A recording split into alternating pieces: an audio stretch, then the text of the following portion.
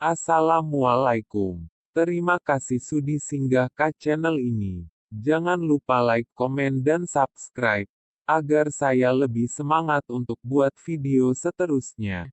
Ini adalah 4 makhluk legenda yang masih menjadi tanda tanya di Malaysia. Mitos atau benar? Nomor 1. Bujang Senang Sarawak.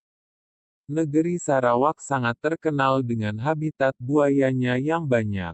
Antara sungai yang terkenal adalah Sungai Batang Lupar yang menyimpan pelbagai kisah dan rahasia. Di sini jugalah kita diingatkan dengan kisah si Bujang Senang, seekor buaya, gergasi, yang pernah mengganas suatu masa dulu. Bujang Senang dikatakan berasal daripada seorang manusia yang disumpah. Menurut legendanya, buaya ini berasal daripada seorang pahlawan Iban bernama Simalungun. Dikatakan Simalungun ini sangat terkenal sebagai seorang pahlawan di zaman mengayau potong kepala, dan musuh-musuhnya tidak mampu mengalahkannya karena mempunyai ilmu kebal. Dia dan istrinya disumpah menjadi buaya. Akibat menyimpan dendam yang sangat membara, Bujang Senang berjanji akan membunuh semua keturunan yang membunuh mereka. Ada kepercayaan yang menyatakan Bujang Senang akan mencari mangsa yang berbangsa Iban. Setelah bertahun-tahun membuat onar, akhirnya pada tahun 1982, penduduk tempatan telah berjaya menangkap Bujang Senang. Tubuh badannya sepanjang 19 kaki. Namun begitu, ramai yang masih percaya yang ditangkap dan dibunuh itu bukan Bujang Senang tetapi istrinya. Mereka percaya Bujang Senang masih berkeliaran atau masih bersembunyi. Nomor 2. Ular besar menjaga perairan Langkawi, Kedah. Kisah raksasa digelar, ular besar, dimuatkan dalam buku Malay Kingship in Kedah, Religion, Trade, and Society.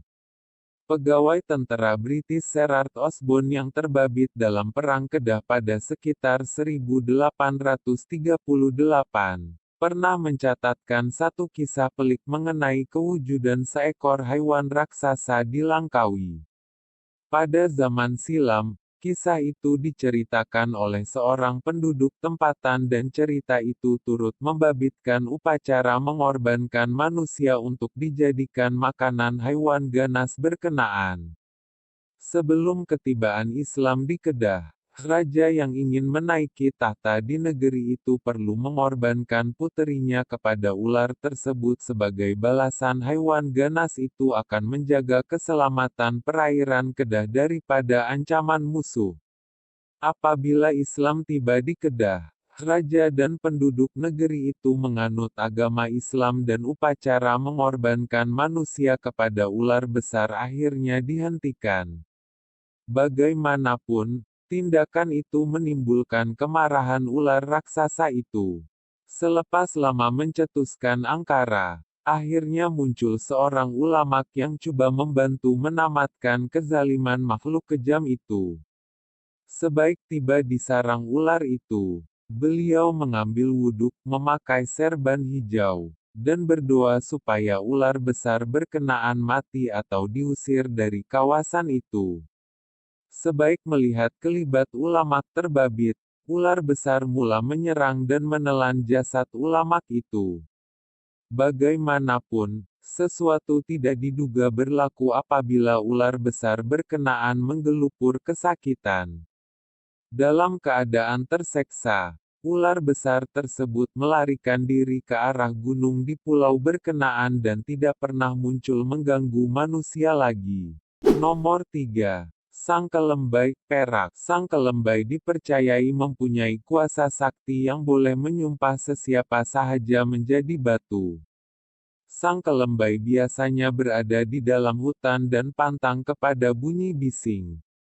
Jika Sang Kelembai tertarik dengan bunyi tersebut, Sang Kelembai akan menegur. Manusia atau binatang yang ditegur akan menjadi batu. Terdapat beberapa pandangan tentang kewujudan Sang Kelembai. Contohnya di Perak, kawasan Perak Tengah yang dikatakan bahwa sang Kelembai juga berada di sana. Menurut cerita orang tua-tua, Pekan Batu Gajah Perak mengambil nama daripada sekumpulan gajah yang disumpah ketika berada di kawasan tepi Sungai Perak. Kononnya pada waktu itu sang Kelembai sedang tidur dan terus menyumpah kawanan gajah itu karena membuat bising. Begitu juga dengan Pekan Kampung Gajah di Teluk Intan, Perak yang mendapat nama daripada batu di kaki bukit tunggal yang menyerupai bentuk gajah.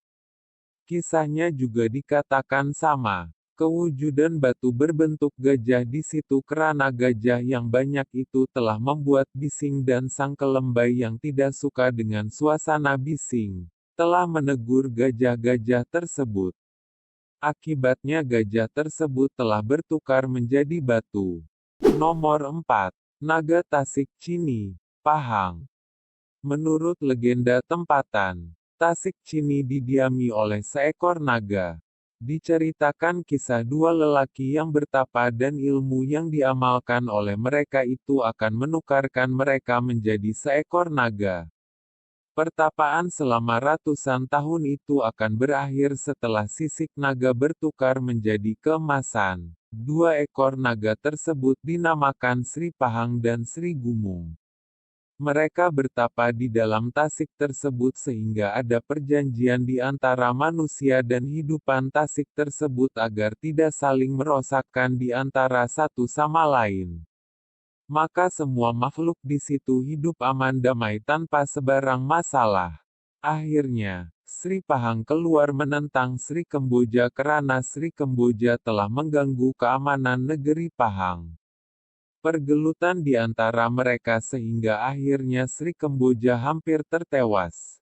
Sri Kemboja terpaksa menyelamatkan dirinya dengan bersembunyi di celah-celah gua di dalam laut.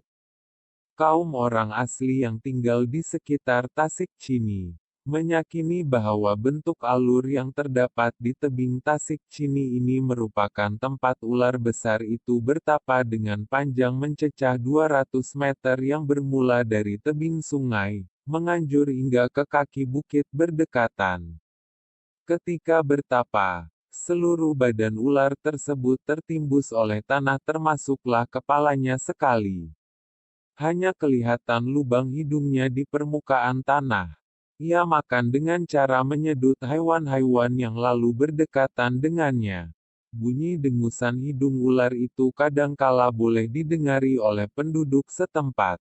Apabila cukup tempoh pertapaan, 4 kakinya akan tumbuh dan ular tersebut bertukar menjadi naga. Bagaimanapun, kesahihan cerita ini masih lagi menjadi tanda tanya dan menurut kisah naga yang mendiami Tasik ini telah pun mati sekian lama dahulu. Benarkah wujud makhluk mitos ini? Bukan satu fakta tetapi satu persoalan yang menarik. Jika Anda tanya kepada kebanyakan orang mesti ada mengatakan kisah-kisah legenda ini mengarut.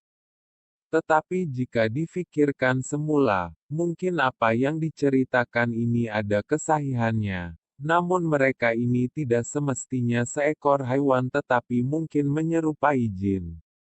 Mungkin betul dan mungkin tidak. Apa yang penting, kita jangan terlalu ta'assub karena mungkin juga ada kisah rakyat yang hanya rekaan untuk menghiburkan semata-mata. Itulah 4 makhluk legenda yang masih menjadi tanda tanya di Malaysia, benar atau mitos. Terima kasih sudi menonton. Kita jumpa di video seterusnya.